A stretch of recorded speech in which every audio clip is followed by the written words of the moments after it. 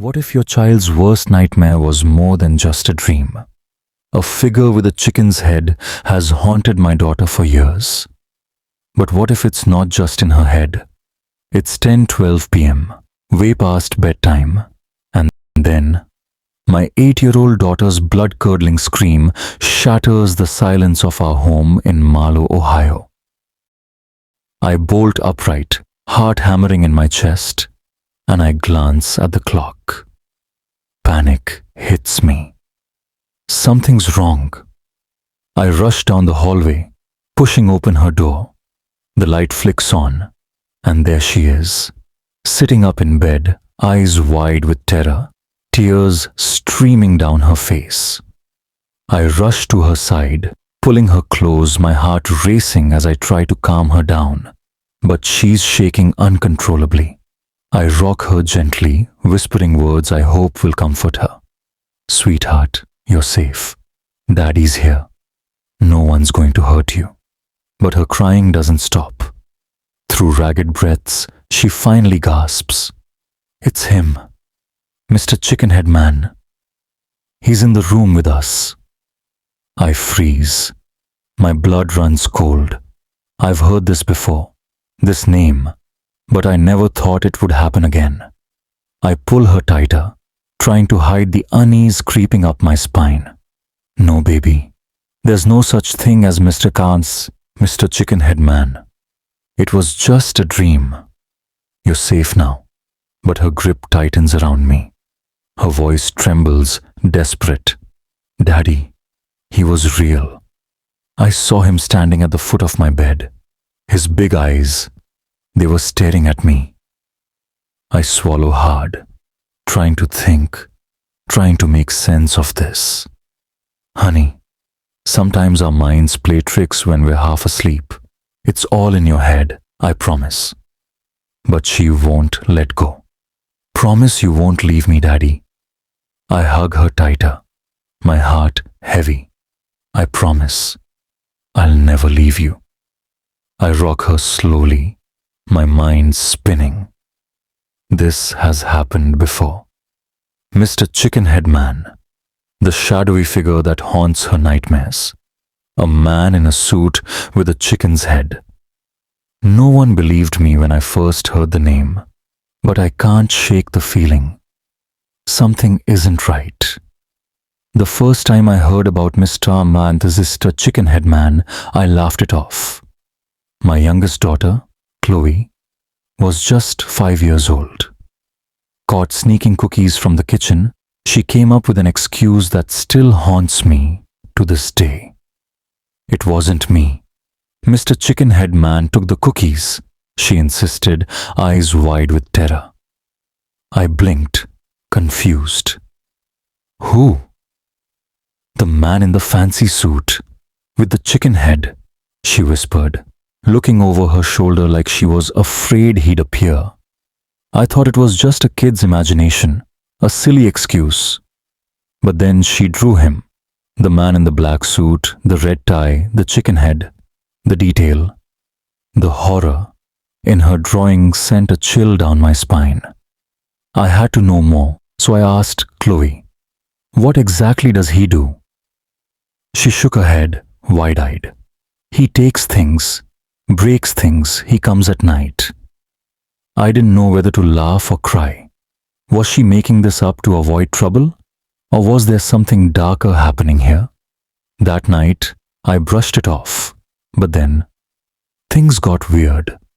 Chloe started blaming Mr. Chickenhead Man for everything. A broken window? He did it. Missing toys? He took them. Each time, the same name. Each time, more detailed, more real.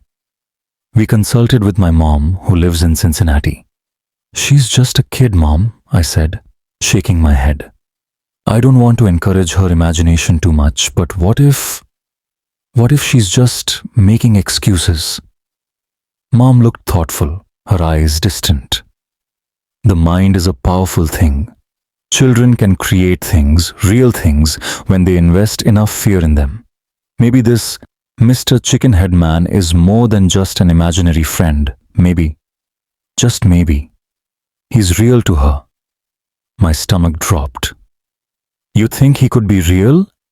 She didn't say yes, but she didn't say no either. Her words lingered in my mind like a warning. What if something more is going on here? The situation only escalated. Chloe, now in 3rd grade, got suspended for a dangerous stunt. She placed nails under a slide at school. When we confronted her once again, she blamed Mr. Amla Chickenhead Man. It was always the same. He was always there. Always the excuse. Always the terror.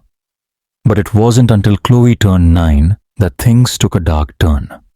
One afternoon, while Caroline was cleaning Chloe's room, she found something she'd never expected. A shoebox hidden under the bed.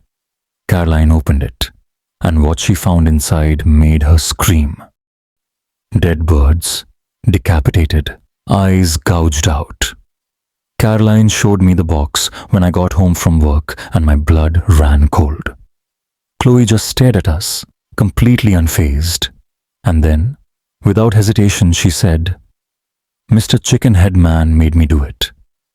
That's when we realized this wasn't just some weird phase. Something was wrong. Something much darker than we ever could have imagined. We sent her to therapy, but nothing seemed to work. Therapy didn't make the fear go away.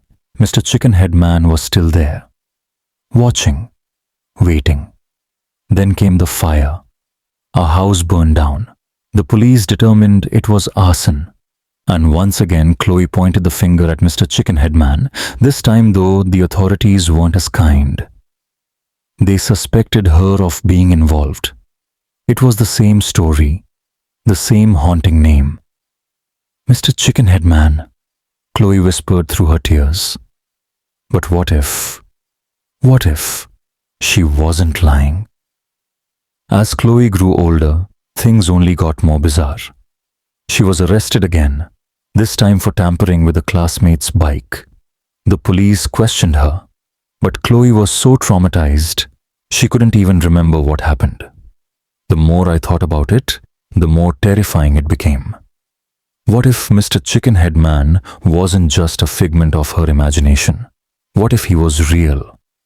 What if he was controlling her, manipulating her, leading her down a dark, twisted path? I don't have the answers. I don't know if Mr. Chickenhead Man is real, or if it's all in Chloe's head. But one thing is certain. The terror he brings is very real, and it's only getting worse. So, what do you think? Was Mr. Chickenhead Man just a figment of my daughter's imagination? Or is there something darker at play? Could this creepy figure really be controlling her? Or is it all just one terrifying coincidence? The truth may be out there, but we may never truly know.